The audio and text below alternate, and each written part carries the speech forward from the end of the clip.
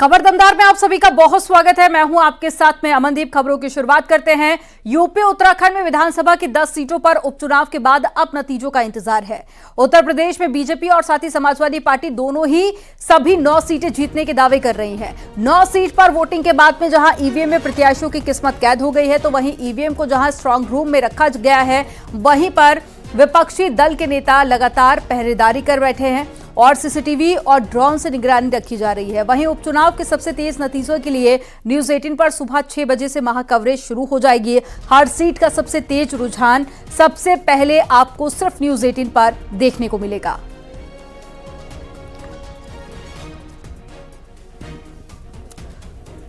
तो कल रिजल्ट आना है और सबसे पहले और सबसे सटीक नतीजे आप न्यूज 18 पर देख पाएंगे और सुबह 6 बजे से न्यूज 18 की महा कवरेज शुरू हो जाएगी, जिसमें ना सिर्फ आप उत्तर प्रदेश के बाई इलेक्शन के रिजल्ट जान पाएंगे, इसके अलावा झारखंड और महाराष्ट्र में हुए विधानसभा चुनावों के नतीजे भी न्यूज 18 सबसे पहले आप तक पहुंचाएगा।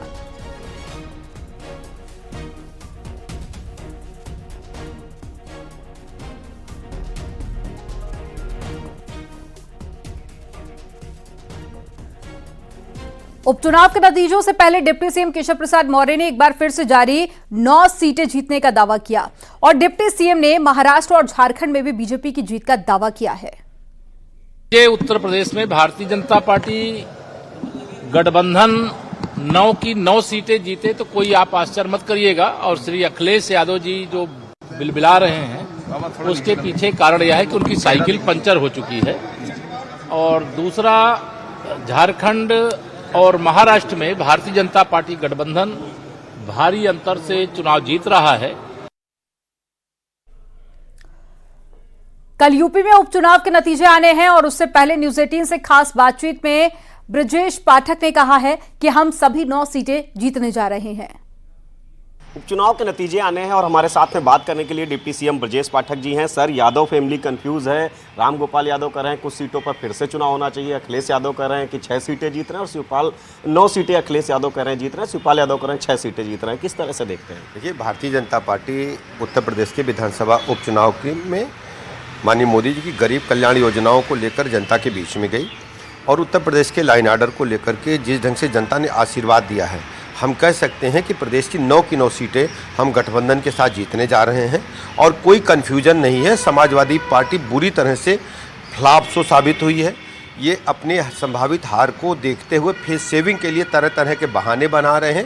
उत्तर प्रदेश की जनता ने इन्हें नकार दिया है। सर, अखिलेश यादव जिस तरीके से 9 सीटों की बात कर रहे हैं, शिवपाल यादव 6 सीटों की बात कर रहे हैं, इसको किस तरह से देखते हैं? उपचुनाव की फिर से चुनाव की बात करें, राम गोपाल, मैं कह रहा हूँ ये आपस में पूरा परिवार कन्फ्यूज्ड है। उत्तर प्रदेश की जनता ने पूरी तरह से इन्हें नकार दिया है। सर, कैबिनेट की आज बैठक है, तमाम अहम प्रस्ताव होंगे, किस तरीके से देखते हैं? कितने उत्तर फायदे? प्रदेश में चतुर्मुखी विकास हो, इंफ्रास्ट्रक्चर के मामले में पूरे राष्ट्र में नंबर 1 पर यूपी आए। इसके अलावा विभिन्न जो योजनाएं हैं उनको हम धरातल पर जन जन तक पहुंचाने के लिए लगातार काम कर रहे हैं। सर, उपचुनाव को लेकर समाजवादी पार्टी ने बीजेपी पर निशाना साधा। अखिलेश यादव ने कहा कि सपा 9 की 9 सीटों पर जीत हासिल करेगी, तो वहीं पर अवधेश प्रसाद ने कहा कि बीजेपी के दावों की हवा निकलने वाली है। चैनल में भी कई बार बहुत सारे जानकार लोग जो समीक्षा करते हैं उसके हिसाब से भी नहीं होता है। जनता बदलाव चाहती है, बीजेपी हटे, यही सब चाहते हैं। और जहाँ तक यूपी की बात है, यूपी की जनता 9 की 9 सीटें भारतीय जनता पार्टी को हरा रही है।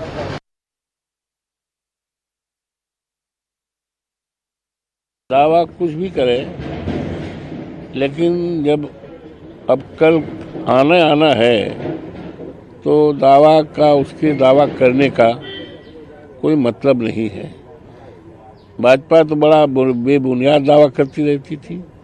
लोकसभा में दावा किया था 80 में 80 सफाया हो गया। भाजपा तो जिस सीट से हम जीते हैं, फैजाबाद की 54 लोकसभा सीट, जो मर्यादा पुरुषोत्तम राम की धरती की सीट है, बड़ा ढिढोरा पीटा था, बड़ा को किया था। लखनऊ स्थित लोक भवन में आज कैबिनेट की मीटिंग हुई और मुख्यमंत्री योगी आदित्यनाथ की अध्यक्षता में इस बैठक में 24 में से 23 प्रस्तावों को मंजूरी मिली है। योगी कैबिनेट ने 71 महाविद्यालयों को राजकीय विद्यालय के रूप में संचालित किए जाने के प्रस्ताव पर मोहर लगाई और इस फैसले से प्रदेश के राजकीय विद्यालयों में 71 प्राचार्य और 1136 असिस्टेंट प्रोफेसर और 639 क्लास 3 और 710 क्लास 4 के पद सृजित होंगे।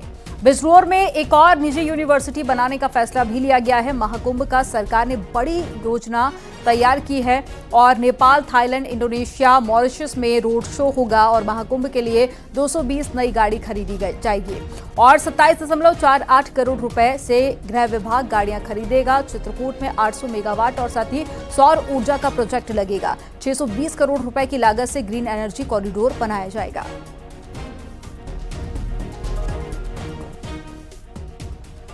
की महाविद्यालय जो संचालित है वो जो महाविद्यालय है उनको अब राजकीय महाविद्यालय के रूप में संचालित किया जाएगा, यानी सरकार करेगी।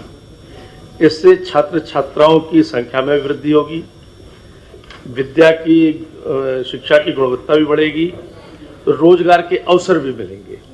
अभी तक ये जो संगठक विद्यालय महाविद्यालय के रूप में विश्वविद्यालय संचालित करते थे तो संविदा वगैरह पे रखते थे, अब 71 तो सीधे सीधे प्राचार्य के पद और लगभग 1136 सहायक आचार्य के पद और लगभग 639 क्लास 3 और 710 क्लास 4 ये पद सृजित होंगे और रोजगार के अवसर इन लोगों को मिलेंगे। बीजेपी ने संगठन चुनाव को लेकर तैयारियां शुरू कर दी है। 15 दिसंबर तक मंडल अध्यक्षों के चुनाव की प्रक्रिया पूरी कराने की तैयारी है। 30 दिसंबर तक जिलों के अध्यक्ष के चुनाव की प्रक्रिया पूरी कर ली जाएगी और उसके बाद में प्रदेश अध्यक्ष के चुनाव की प्रक्रिया शुरू होगी। प्रदेश अध्यक्ष चुनाव को लेकर 30 दिसंबर को वर्कशॉप का आयोजन किया जाएगा।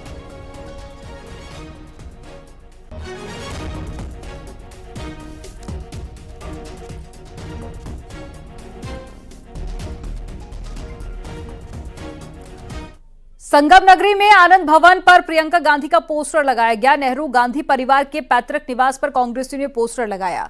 प्रियंका और साथ ही इंदिरा गांधी की तस्वीर के साथ में पोस्टर में लिखा हुआ है इंदिरा इज बैक। प्रियंका गांधी वाड्रा की राजनीति में दस्तक को इंदिरा इज बैक बताया जा रहा है। तो पोस्टर के जरिए वायनाड लोकसभा उपचुनाव में प्रियंका को जीत की अग्रिम बधाई दी गई है और पोस्टर में राहुल गांधी की तस्वीर मौजूद है। इसके अलावा पोस्टर में स्थानीय कांग्रेस नेता, प्रदेश महासचिव मुकुंद तिवारी और विवेकानंद पाठक, इसके अलावा जिला प्रवक्ता हबीब अहमद की तस्वीर भी लगी है।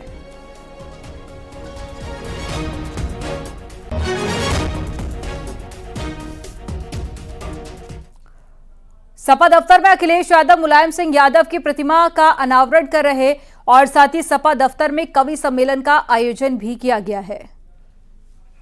तो तस्वीरें आपको दिखा रहे हैं। ये तस्वीर आप देखिए, नेताजी की प्रतिमा जिस पर माल्यार्पण करते हुए उत्तर प्रदेश के पूर्व मुख्यमंत्री अखिलेश यादव और साथ ही समाजवादी पार्टी के तमाम नेता इस वक्त उनके साथ में मौजूद हैं और एक एक कर मुलायम सिंह यादव की जयंती पर कार्यक्रम का आयोजन किया गया था और सभी एक एक कर माला अर्पण कर नेताजी को श्रद्धांजलि दे रहे हैं। तो समाजवादी पार्टी के दफ्तर में कार्यक्रम का आयोजन किया गया और अखिलेश के साथ में शिवपाल यादव और समाजवादी पार्टी के कई सारे नेता और कार्यकर्ता भी कार्यक्रम में मौजूद रहे।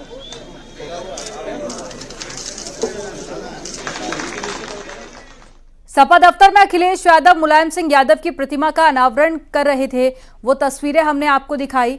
और अब बुलंदशहर से खबर है जहां पर दबंगों ने 2 युवकों की जमकर पिटाई की। मारपीट करते दबंग वीडियो में लाठी डंडों से युवकों की पिटाई कर रहे हैं। इस घटना के बाद में पीड़ितों ने पुलिस से मामले की शिकायत की है और मारपीट का ये वीडियो थाना कुर्जा नगर कोतवाली क्षेत्र का है जहां पर गांव में 2 युवकों को पीटा गया है।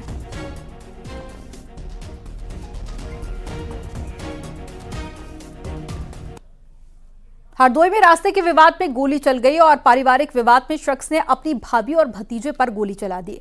इस घटना के बाद में आनन फानन में दोनों को अस्पताल में भर्ती कराया गया। सूचना पर पहुंची पुलिस कार्रवाई में जुटी हुई है। यह वारदात थाना मझला क्षेत्र की है, जहां पर रास्ते के विवाद में परिवार के दो गुट आमने सामने आ गए थे।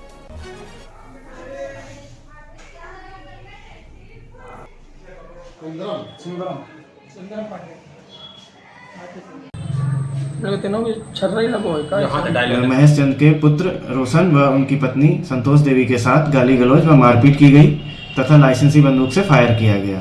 लाइसेंसी बंदूक के फायर से कुछ छर्रे संतोष देवी के लगे, जिससे वो घायल हो गई। स्थानीय पुलिस द्वारा तत्काल मौके पर पहुंचकर संतोष देवी को CSC शाहाबाद उपचार हेतु भेज दिया गया है। अग्रिम वैधानिक कार्रवाई की जा रही है।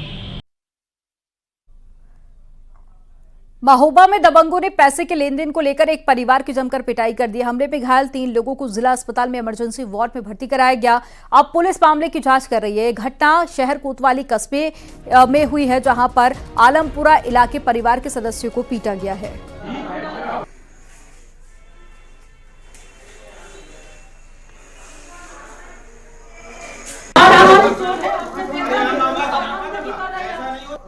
मेरठ में एक निकाह समारोह में दूल्हा दुल्हन पक्ष आपस में भिड़ गए और मामूली बात में विवाद शुरू हुआ था, जो कि मारपीट और फायरिंग में तब्दील हो गया, जिसके बाद में निकाह की खुशियां मातम में बदल गई। मारपीट की घटना में एक शख्स बुरी तरह से घायल हो गया। ये घटना लिसाड़ी गेट थाना क्षेत्र की है, जहां पर समर गार्डन में देर रात शादी समारोह में सलामी के दौरान हुए विवाद में बड़ा बवाल खड़ा हो गया और अब पुलिस मामले की जांच पड़ताल कर रही है।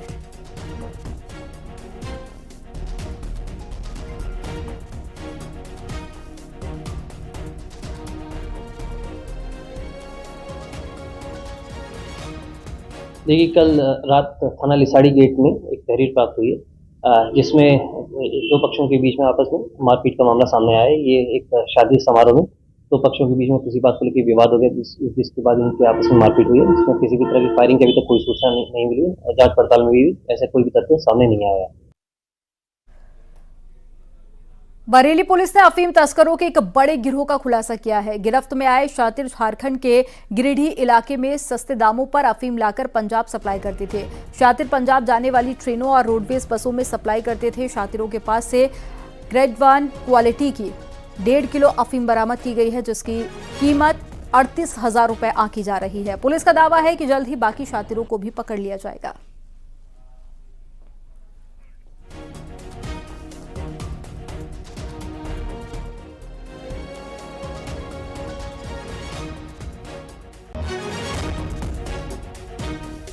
दो अभियुक्तों के पास से 1 किलो 500 ग्राम अफीम बरामद की गई। मौके से 2 अभियुक्तों की गिरफ्तारी की गई, जिनके नाम हैं एक गणपत और सुमित। मौके से तीसरा अभियुक्त, जिसका नाम वीरू और वीरपाल है, वो फरार हो गया। पूछताछ के दौरान इन लोगों ने बताया कि ये अफीम झारखंड से लाई जाती थी और इसमें डालचंद और वीरू इसमें मेन सप्लायर का रोल अदा करते थे।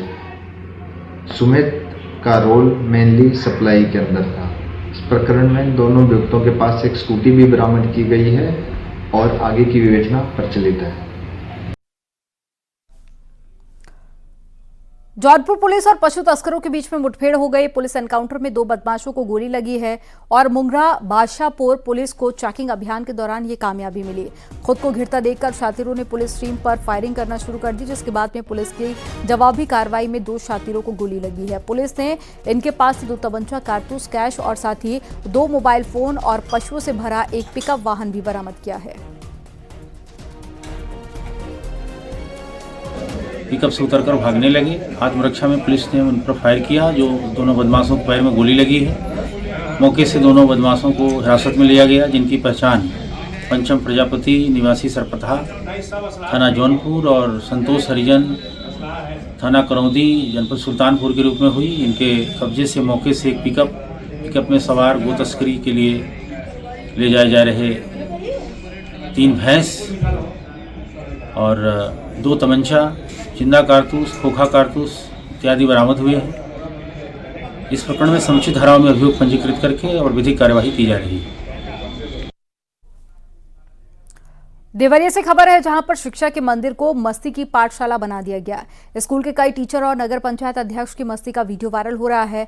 दरअसल रात के वक्त सरकारी स्कूल के मुर्गा पार्टी का वीडियो सामने आया है और स्कूल के रसोई घर में मांसाहारी भोजन बनाया गया और फिर पार्टी की गई। सीडीओ ने मामले की जांच के आदेश दे दिए हैं। वीडियो वायरल कंपोजिट विद्यालय हेतिमपुर का बताया जा रहा है।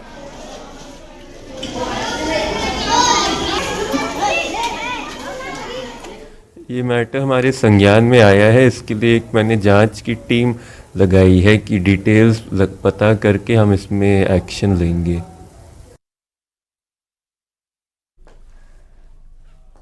बुलंदशहर में पराली जलाने का वीडियो सोशल मीडिया पर वायरल हुआ। वायरल वीडियो में लोग पराली जलाते हुए दिखाई दे रहे हैं। प्रशासन की अपील और सख्ती के बावजूद भी इस तरह की घटनाएं सामने आ रही हैं। आपको बता दें कि बुलंदशहर में ग्रेफ 4 की श्रेणी में है। वायरल वीडियो पहासू थाना क्षेत्र का बताया जा रहा है।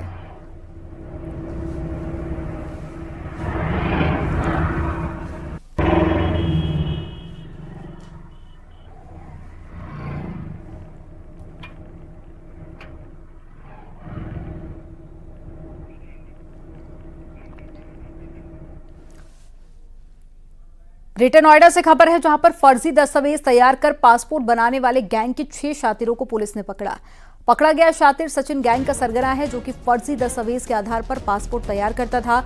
आरोपी के पास से 500 से ज्यादा पासपोर्ट बनाने के सबूत मिले हैं। शातिर एक पासपोर्ट का 20,000 रुपए चार्ज करते थे और तो और पुलिस वेरिफिकेशन का ठेका भी आरोपी लेते थे। महज 8 दिन में फर्जी दस्तावेज के आधार पर पासपोर्ट तैयार होते थे। शातिर बिना मकान मालिकों की रजामंदी के फर्जी तरीके से रेंट एग्रीमेंट भी तैयार करता था।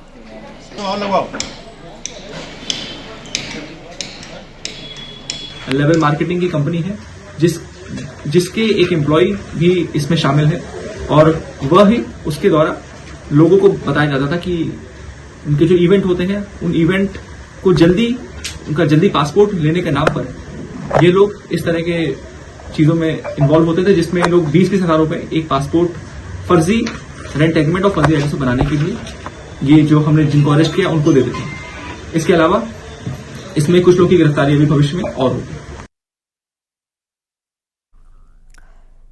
लखनऊ से खबर है जहां पर क्रिप्टो करेंसी के लेन देन में हुए विवाद के बाद में पीड़ित फैसल को अगवा किए जाने के मामले में पुलिस ने एक्शन लिया है और पुलिस ने आरोपी अमन अफजल को गिरफ्तार किया। दरअसल 3 दिन पहले गोमती नगर इलाके से एक वीडियो वायरल हुआ था जिसमें आरोपी अमन अफजल पीड़ित फैसल को जबरदस्ती गाड़ी में बंद करके ले जा रहा था और इस वीडियो को पीड़ित के भाई जैद ने बनाकर सोशल मीडिया पर पोस्ट किया। आपको बता दें ये पूरा मामला क्रिप्टो करेंसी खरीदने और बेचने के कमीशन को लेकर हुआ था। आरोपी और एक पीड़ित एक दूसरे को जानते हैं और दोनों के बीच में गाड़ी में ही विवाद हुआ था। इसके बाद में आरोपी ने पीड़ित के भाई जैद को गाड़ी से उतार दिया और फैसल को उतरने नहीं दिया। जबरन कार को SRS मॉल की तरफ दौड़ा दिया और फिलहाल पुलिस बाकी आरोपियों की तलाश कर रही है।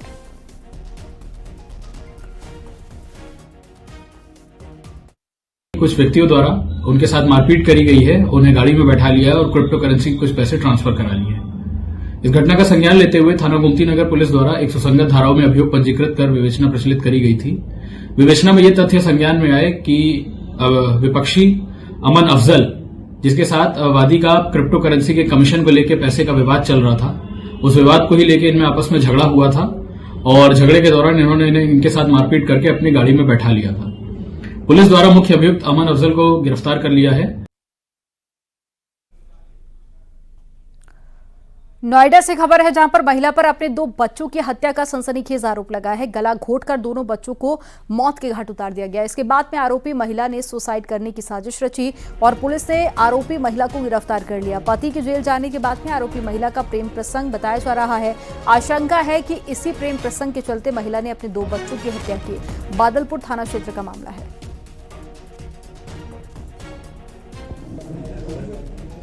मां ने, इसका नाम सोनम है, उसकी उम्र लगभग 24 वर्ष है, उसने उन दोनों बच्चों का गला दबाकर उन दोनों की हत्या कर दी। यह सोनम के जो पहला पति जिसका नाम साहिल है, जिससे उसकी शादी 2017 में हुई, उससे ये दोनों बच्चे हुए थे और 2021 में साहिल एक मर्डर के मुकदमे में था। जनपद गाजियाबाद से जेल चला गया था। जेल में जाने के बाद ये अपने जो करंट में लिव इन पार्टनर है जिसका नाम सोनू है उसके साथ रह रही थी। और कुछ समय पहले जो साहिल है वो जेल से छूट के आया था, उसके पास से काफी परेशान रहने लगी थी और अभियुक्ता ने बताया कि परेशान में रहने की वजह से, डिप्रेशन में रहने की वजह से और इस डर से कि जो उसका पुराना पति है वह इनको कहीं हार्म ना करे, कहीं नुकसान ना पहुंचाए, इसलिए उसने इन दोनों बच्चों की हत्या की। खबर अलीगढ़ से है, जहां पर कोचिंग संचालक पर 12वीं की छात्रा से 8 महीने से शारीरिक शोषण और बलात्कार का आरोप लगा है। कोचिंग में पढ़ने वाले छात्र और पीड़ित छात्रा के परिजन ने कोचिंग का घेराव कर जमकर हंगामा किया। कोचिंग के बाहर नाराज भीड़ इकट्ठा हो गई और हंगामा काटते हुए देखी गई। कोचिंग संचालक ने खुद को क्लासरूम में बंद कर लिया और सूचना मिलने के बाद में मौके पर पुलिस पहुंच गई और दरवाजा तोड़कर आरोपी कोचिंग संचालक को हिरासत में लिया। इस दौरान नाराज भीड़ ने पुलिस की गाड़ी पर पथराव किया।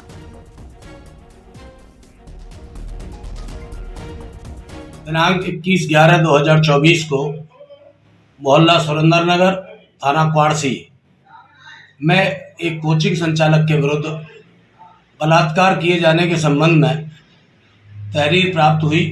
तहरीर के आधार पर उचित धाराओं में अभियोग पंजीकृत किया गया। आरोपी को हिरासत में ले लिया गया। अग्रिम वैधानिक कार्रवाई की जा रही है। मेरठ के कुख्यात गैंग लीडर सलमान को शादी से एक दिन पहले गैंगस्टर और जिला बदर किया गया और पुलिस ने D170 गैंग के सरगना सलमान के घर पर नोटिस भी चस्पा किया। अब 6 महीने तक सलमान मेरठ में नहीं रह सकता। सलमान 6 महीने पहले ही जेल से छूटकर आया था और उसके बाद से वो दिल्ली में रह रहा था। इसी बीच सलमान की शादी सिकंदराबाद की लड़की से तय हुई और मंगनी दिल्ली में हो चुकी है। आज उसकी बारात जानी थी और शादी और कार्यक्रम वलीमे के लिए परिवार और रिश्तेदार आ चुके हैं। परिवार के लोग शादी को लेकर परेशान भी है।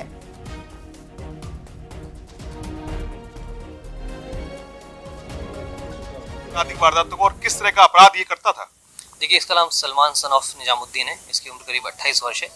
इसके ऊपर 1 दर्जन से अधिक मुकदमे पंजीकृत हैं, जिसमें हत्या, फिरौती, गैंगस्टर जैसे गंभीर अपराधों में इसमें मुकदमे दर्ज हैं। इसके ऊपर इसकी 21 नवंबर से इसको जिला बदर किया गया है और इसकी मुनादी की जा चुकी है। जालौन में SBI के लॉकर से लगभग 81 लाख रुपए के जेवरात गायब होने से कर्मचारियों में हड़कंप मच गया। बैंक कर्मियों की सूचना पर पहुंचे लॉकर मालिक ने जब लॉकर से जेवर गायब देखे तो उसके होश उड़ गए। इस घटना के बाद में पीड़ित ने मामले की तहरीर पुलिस को दी। फिलहाल पुलिस मामले की तफ्तीश में लगी हुई है। ये घटना उरई कोतवाली क्षेत्र की है।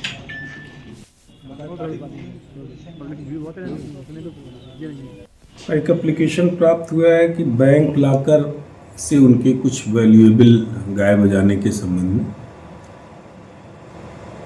अभी प्रार्थना पत्र की जांच जो हमें नवीन कानून में अधिकार मिले हैं उसके तहत उस पर थाना इंक्वायरी कर रहा है। सभी पहलुओं से साक्ष्य एकत्रित किए जा रहे हैं। जांच के बाद जो आगे परिणाम आएंगे उस हिसाब से हम लोग उसमें आगे की कार्रवाई सुनिश्चित करेंगे।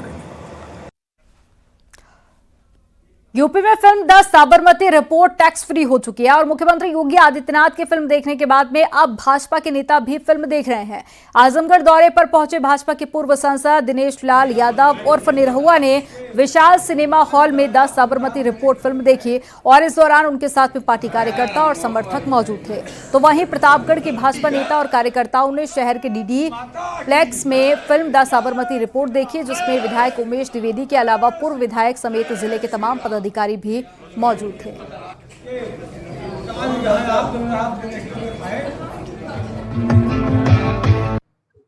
कांग्रेस का तो देखिए, कांग्रेस का यही रहा है कि उन लोगों ने जो जो कांड किया है, जब वो कांड खुल जाता है, चाहे वो फिल्म से खुल जाए, चाहे किसी घटना से खुल जाए, तो फिर उसका वो विरोध करते हैं। तो वो तो करेंगे क्योंकि उनके जितने कांड हैं वो एक एक करके खुल रहे हैं। द साबरमती रिपोर्ट की स्टार कास्ट ने आज दिल्ली में गृह मंत्री अमित शाह से मुलाकात की और पिछले शुक्रवार को रिलीज हुई फिल्म को प्रधानमंत्री मोदी भी तारीफ कर चुके हैं और जब से फिल्म रिलीज हुई है लगातार विवादों में है। आपको बता दें कि एक्टर विक्रांत मैसी ने लखनऊ में CM योगी से मुलाकात की थी। फिल्म पिछले शुक्रवार को ही रिलीज हुई थी।